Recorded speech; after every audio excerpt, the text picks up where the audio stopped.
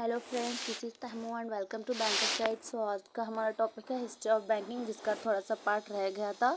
तो चलिए हम अपना वीडियो स्टार्ट करते हैं। और स्टार्ट करने से पहले आप सभी से एक रिक्वेस्ट है कि मेरे चैनल को सब्सक्राइब ज़रूर करें। So let's start. So first bank of India. तो जो इंडिया में सबसे पहले जो बैंक स्टैब्लिश किया गया था वो कौन सा बैंक है? बैंक ऑफ हिंदुस्तान, जिसको 1770 में स्टैब्लिश किया गया था। ये वो बैंक है जो सबसे पहले इंडिया में स्टैब्लिश किया गया था। एंड द सेकेंड जो बैंक ऑफ हिंदुस्तान के बाद स्टैब्लिश किया गया था वो कौन सा था? जनरल बैंक ऑफ इंडिया, जिसको 1786 में स्टैब्लिश किया गया था। इसको किसने स्टैब्लिश किया था? Alexander and company. So Alexander and company कौन सी कंपनी? ब्रिटिश की कंपनी है। तो ब्रिटेन की कंपनी है, तो इंडियन नहीं है। बट आप इतना याद रखेंगे, first bank bank of Hindustan and the second general bank of India, जो सबसे पहले इंडिया में स्टैब्लिश किए गए थे। And the next first Indian bank, जो वही मैंने आपको बताया जो सबसे पहले इस्टेब्लिश किया था, ब्रिटिश गवर्नमेंट के तरफ से इस्टेब्लिश किया था। बट जो इंडियंस ने इस्टेब्लिश किया था, फर्स्ट बैंक जो इंडियंस ने इस्टेब्लिश किया था वो कौन सा है? Punjab national bank, PNB, Punjab national bank. And the oldest and largest bank कौन सा है? एसबीआई, जो कि ओल्डेस्ट और लार्जेस्ट जो अभी वर्क कर रहा है वह है एसबीआई। पहले क्या था? ओल्डेस्ट बैंक कौन सा था? इलाहाबाद बैंक हुआ करता था, बट इसको इंडियन बैंक में मर्ज कर दिया गया है। तो अभी फ़िलहाल में ओल्डेस्ट एंड लार्जेस्ट बैंक कौन सा है? SBI. And oldest joint stock bank कौन सा था? वो भी इलाहाबाद बैंक। ये जो इंडियन बैंक में अभी मर्ज हो चुका है, बट ये ओल्डेस्ट जॉइंट स्टॉक बैंक कहलाता था। So next is first bank to start overseas branch. So overseas branch का मतलब जो इंडिया को छोड़कर इंडिया की जो की बॉर्डर के बाहर जो भी ब्रांचेस स्टैब्लिश होते हैं उसे बोलते हैं ओवरसीज। सो ओवरसीज ब्रांचेस स्टैब्लिश करने वाला बैंक कौन सा है? बैंक ऑफ इंडिया, जो सबसे पहले इसने लंदन में अपनी ब्रांच ओपन की थी। सो मैक्सिमम ओवरसीज ब्रांचेस, जिसके सबसे ज़्यादा ओवरसीज ब्रांचेस हैं, वो कौन सा बैंक है? स्टेट बैंक ऑफ इंडिया, जिसके 24 ब्रांचेस आउट कंट्री में वर्क कर रहे हैं। And second bank of Baroda and the third one is bank of India. Bank of Baroda के कितने हैं? 50 एंड बैंक ऑफ इंडिया के 29। And next first commercial bank, जो फर्स्ट कमर्शियल बैंक है वो कौन सा है? अवध कमर्शियल बैंक, जो 1881 में स्टैब्लिश किया गया था। But wholly owned and managed by Indians, जो जिसकी ओनरशिप इंडिया के पास थी, जो इंडियंस के पास थी, जिसको मैनेज भी इंडियंस करते थे, वो कमर्शियल बैंक कौन सा है? वो है central bank of India. First commercial bank which is wholly owned and managed by Indian, central bank of India. But सिर्फ इतना पूछा जाए कि first commercial bank of India कौन सा है, तो वो है अवध कमर्शियल बैंक। नेक्स्ट है फर्स्ट स्वदेशी बैंक कौन सा है? सेंट्रल बैंक ऑफ इंडिया, जिसको 1911 में स्टैब्लिश किया गया था।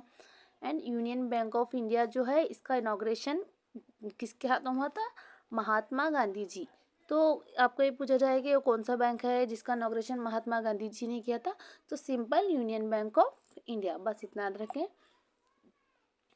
Imperial bank of India 1921।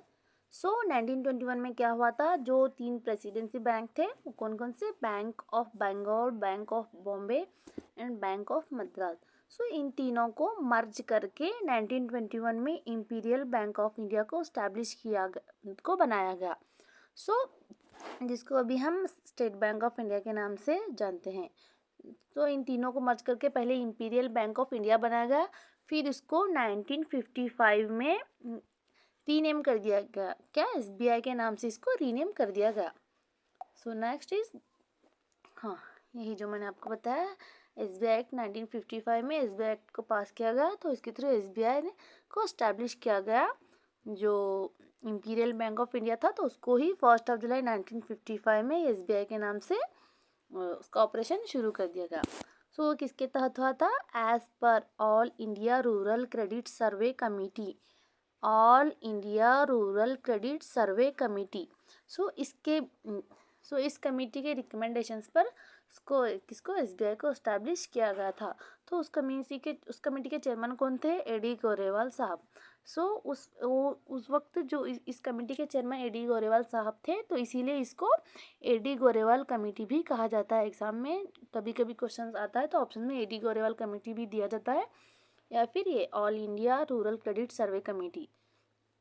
So the next Hilton Young. So हाँ, 1921 में क्या हुआ था, ब्रिटिश गवर्नमेंट ने इंडियन गवर्नमेंट को ये रिकमेंड किया था कि जो बहुत से बैंक उस वक्त लोगों के साथ फ्रॉड करते थे, लोगों का पैसा लेकर भाग जाते थे, तो इस सिचुएशन को देखते हुए एक सजेशन दिया था इंडियन गवर्नमेंट को कि इसका एक सेंट्रल बैंक होना चाहिए।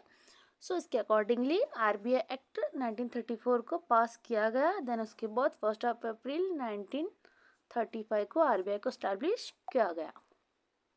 And banking regulation act 1949। सो ये क्या है, इस एक्ट के थ्रू ये एक्ट क्या करता है, आरबीआई को ये पावर देता है कि वो सारे बैंकों को कंट्रोल करे। जब आरबीआई बना उसके बाद में 1949 में बैंकिंग रेगुलेशन एक्ट बना। सो उसके थ्रू आरबीआई क्या करता है, सभी बैंकों को कंट्रोल करता है।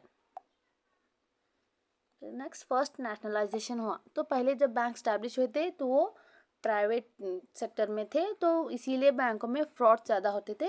तो इसी को देखते हुए गवर्नमेंट में सेंट्रल बैंक को स्टैब्लिश किया, सेंट्रल बैंक वही आरबीआई।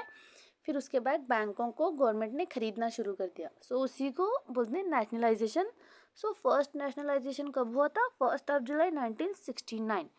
तब क्या हुआ था, 14 बैंक जो प्राइवेट बैंक थे उनको, जिनका कैपिटल 50 करोड़ या फिर उससे ज़्यादा था, सो इन बैंकों को नेशनलाइज कर दिया गया। एंड द सेकेंड नेशनलाइजेशन कब हुआ, 15 अप्रैल 1980। सो 15 अप्रैल 1980 को 6 बैंक जो थे जिनका कैपिटल 200 करोड़ एंड अबोव, तो इन बैंकों को नेशनलाइज कर दिया गया।